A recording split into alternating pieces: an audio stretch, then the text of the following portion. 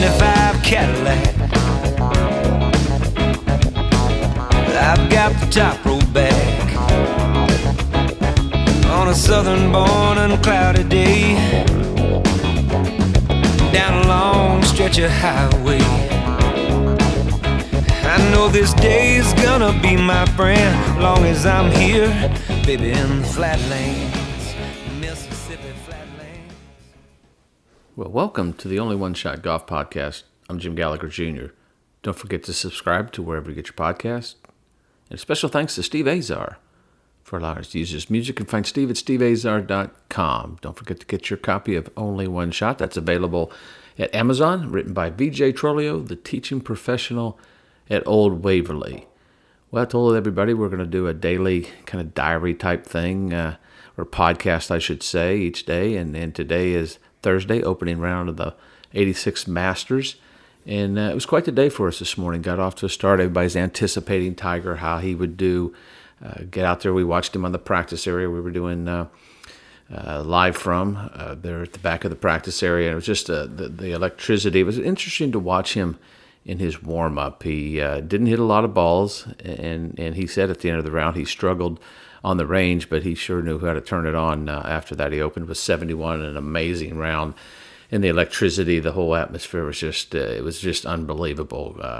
To have everybody out there and to see him play so well, it's just phenomenal. It's astonishing, and it's hard to put into words just how amazing his comeback, as I call it, comeback three, and to see him go out there. But he got out on the tee, and he played the first couple holes, and at 11 o'clock or so, we had a special guest come in to live from it. It was Jack Nicklaus, the six-time champion here at the Masters. So I was just thinking Steve Sands was going to do the interview himself, and it was all four of us with Mark Rolfing. So we sat there and we asked some questions. Mark asked him if he was nervous on the first tee, and he said, I hit it pretty good on the range. I haven't played really all year, and I kind of pushed one out to the right and teasing Gary whether he out hit him or not. And then Tom Watson hit a beautiful tee shot. So it was a cool moment. He kind of relived that, and it came to me, and I asked the question: if you've had so many great moments, is there a moment or that really kind of stands out? Or was it the hole-in-one by your grandson that really kind of stands out to you? In his response, he paused for a second. He said, with all due respect to my 6 wins, but when your son or your grandsons do something that's more special to you than if you did it yourself. And GT's hole-in-one a couple of years ago was very special, and he kind of laughed because I couldn't do anything special that day. But remember that moment, and I remember when we had Barbara Nicklaus on the podcast, she said that one of the things that was really Jack thought was special was to see GT make that hole-in-one and just that moment they had together. And I think you see that as Jack has gotten older. And he's always been a family guy. He's one of the special guys out there. He would have a son have a football game on Friday. Now, he had the ability to do it. He would fly in, watch the game, go back to the tournament. He just never missed anything. He wasn't gone from home very often. Or I think Barbara said maybe 2 weeks in a row at the most. And probably one of the best at preparing and mentally that we've had since, now Tiger Woods. So it was great to see that. And a few more questions went by, and I think one of them we had, it was kind of cool. I think Steve asked him, when you look at your 6 wins, are you reminded of which one was first, or if you put it in a time frame, or are all of them equal? I mean, do you separate them? And he kind of thought it for a second. He goes, every one of them is special when they happen. He said 1961, he came in as an amateur and came close there. And then in 62, wanting to play well, felt like he was playing well and didn't, finished right there at 14th. And in 63, he won. And he said it was kind of an odd year. And I remember the story he's told that before, where he had an injury in his hip and had a bunch of injections in his hip, and he couldn't play against that hip.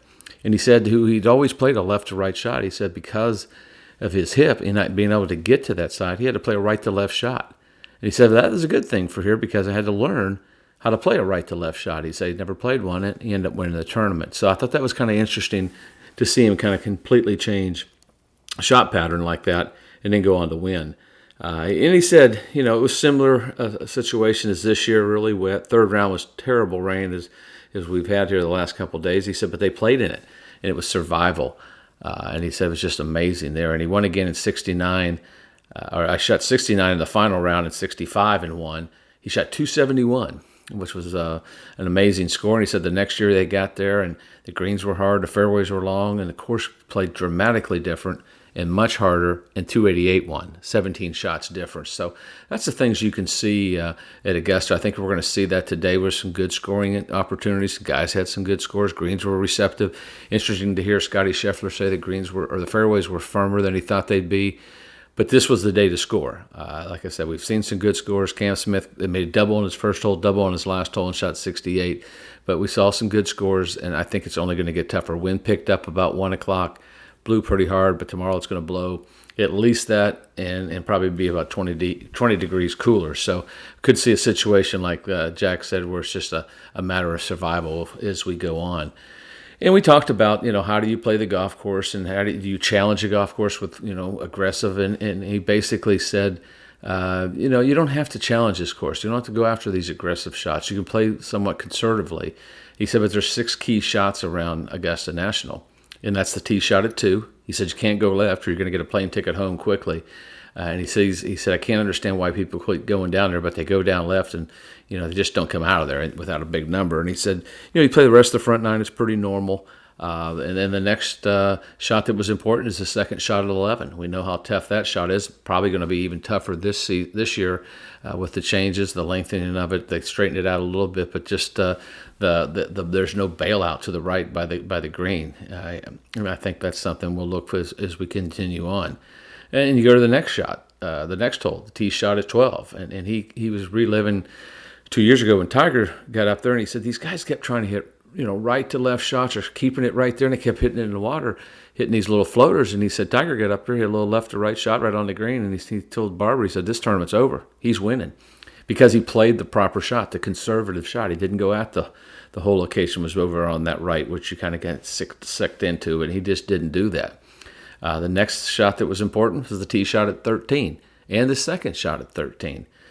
Key shots around there. And then he said the final place is the second shot at 15. So this 6 shots really stood out as the holes that he thought were the shots that were most important around these holes. A couple more questions were asked, and then I asked him, as I do all my guests on the podcast, is what separates that elite player? What do they have inside that makes them so elite? You were an elite player, but what is it? And he said it's preparation, quite frankly. And that was an interesting answer. I've never had that answer. He said, I don't think these guys prepare, is what he told us. He said, I came in the week before the tournament, played 4 rounds, and I'd shoot a score. I try to shoot a score. Sure, I hit some other shots too, but I got to get myself to believe that I could shoot 275 or 276 on this golf course and put it in my head. He said, how did I do that? How did I put it in my head? I did it by doing what I talked about in those 6 holes, those 6 key shots, and in practicing that and getting to those holes where they're dangerous and knowing there are shots to play and not to play that'll put you in trouble. And that's how you prepare. And he said that, if you prepare, you're not nervous. You have a game plan that you're going with, and you go out and play. If you go out and try to do something else, then you're going to get yourself in trouble. But if you try to do it, you won't get nervous. You're ready to play. You have a game plan. He says, I see so many people and players get out there, they don't have that game plan, and they're not ready to play. The last thing I told him is I said he may not remember, and he did remember, is I was coming in from Williamsburg from the tournament there and going to St. Andrews for the Open, and he was on the first tee, and he had 3 clubs in his hand, and I think it was Pandal Savic, his good friend, was out there with him, and my caddy says, you got to go join him, and I said, okay. So we walked out there, and we actually walked the practice round at St. Andrews, and I told him, you literally taught me how to play St. Andrews. And, you get up to a certain hole, and he said, go over here. And I'm going like, what? And then the wind would switch, and I go, oh, I understand now. And I thought that was just wonderful for him to share that with me. And that's what we were talking about, how these veterans, even at Augusta National, teach these younger guys. And they kind of pick their brain and wondering, what they were thinking, what places to hit the ball and where not to hit it. And I thought that was really cool that I got to do that with him. And I told him as we ended it up that, he has been so helpful to me, not because he was just sitting there. And he's helpful throughout my whole career. He gave me a chance to play in practice at Frenchman's Creek when I didn't have anywhere to play when I was first on tour. And he's always treated me and treated everybody with respect, win, lose, or draw. And I've always been a fan, and that's why I've always admired him. And he kind of had that sweet little wink and smile on his face. And so I just thought it was the coolest moment I've had doing TV, and to be part of the Live From team has been special. But today took it to a whole nother level. To be able to sit there, spend time with Jack Nicklaus. I think he probably gave us 15 minutes or so. We saw Barbara in the background. She was smiling and everything. And it was just, we had some really cool moments, some pretty funny moments.